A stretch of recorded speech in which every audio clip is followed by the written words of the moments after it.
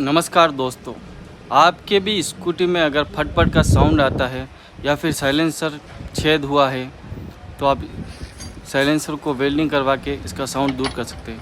हमारे पास ये जुपिटर है, इसका साइलेंसर हमने खोल के बढ़िया से वेल्डिंग करा दिया है। ये भी पहले फटफट फटफट की आवाज़ आती थी जो कि सुनने में अच्छा नहीं लगता है, इसके लिए हमने साइलेंसर को खोल के वेल्डिंग करवा दिया। अब इसकी फिटिंग करके फिर आपको साउंड सुनाएंगे। फिटिंग हो गई है, अब इसका आप साउंड सुने अब एकदम साइलेंट हो गया है। इसी जानकारी के लिए हमसे जुड़े रहिए और हमारे चैनल को सब्सक्राइब करें। धन्यवाद। बहुत शार्प आवाज़, एक्सीलेटर एकदम साइलेंट चल रहा है, बिल्कुल भी फटफट की आवाज़ नहीं।